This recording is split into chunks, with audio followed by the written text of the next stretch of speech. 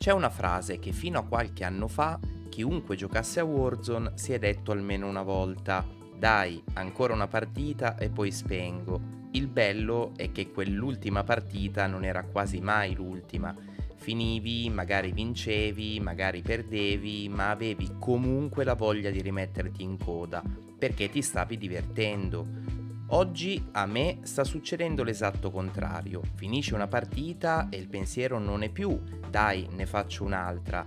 Il pensiero è non so se ho la forza di farne un'altra.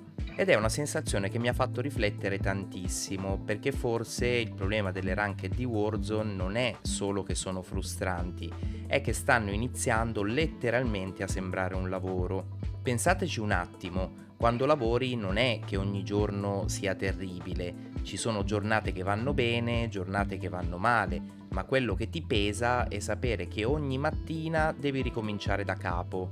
Ecco, io oggi provo la stessa sensazione quando apro le ranked. Ancora una partita, ancora la massima concentrazione, ancora lobby difficilissime, ancora il dubbio costante su chi ho davanti.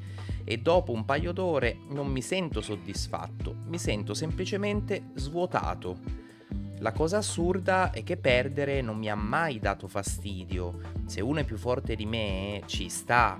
Anzi, è proprio affrontando giocatori migliori che si cresce. Il problema nasce quando smetti di capire se hai perso perché l'altro era più bravo oppure perché stava giocando con un vantaggio illecito. Ed è qui che secondo me entra in gioco il vero danno dei cheater. Perché il problema non è la singola partita rovinata. Secondo me il problema più grande è quello che succede a lungo andare. Ogni morte inizia a sembrarti sospetta, magari 9 volte su 10 è semplicemente un giocatore molto forte, ma il dubbio ormai è entrato nella mia testa e quando inizi a dubitare di tutto, l'impatto che l'esperienza ha sulla tua mente cambia completamente.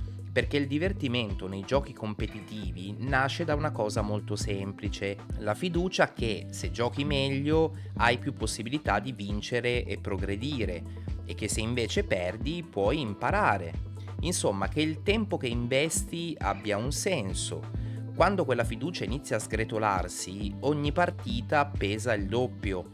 Ed è per questo che oggi le ranked mi sembrano un lavoro, perché ogni singola partita richiede un investimento mentale enorme. Non puoi mai rilassarti, ogni singolo e minimo errore ti costa, ogni fight va affrontato al massimo e in più c'è sempre quella vocina nella testa che dice speriamo di non aver trovato quello sbagliato.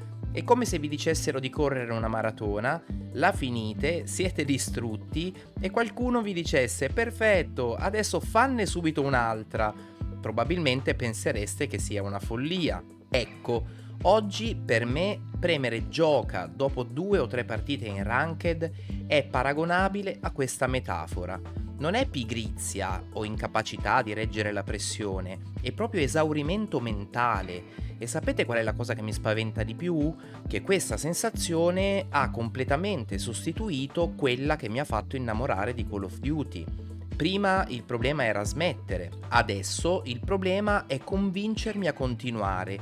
È un ribaltamento totale. E non sto dicendo che Warzone non sia più divertente e che ogni lobby sia infestata dai cheater. Sto dicendo che nella mia esperienza il loro impatto è molto più profondo di quanto sembri, perché non ti rubano solo qualche partita, ti rubano la voglia di giocare.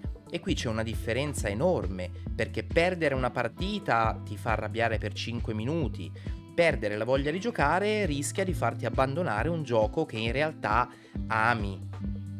Io continuo ad amare Warzone, continuo ad appassionarmi alle novità, alle armi, alle mappe, alle strategie, ma quando apro le ranked sempre più spesso non riesco a provare l'entusiasmo che invece fino a qualche tempo fa provavo. Adesso provo una sensazione che assomiglia incredibilmente a quella che provo quando so di dover iniziare una giornata di lavoro.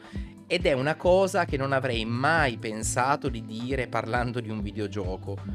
Forse è solo una mia sensazione, forse sono semplicemente arrivato a un punto in cui la competizione per me pesa più del divertimento, oppure forse tanti di voi stanno vivendo la stessa identica cosa e non ci avevano mai pensato in questi termini. Fatemi sapere nei commenti cosa ne pensate voi, noi ci vediamo alla prossima. Ciao belli!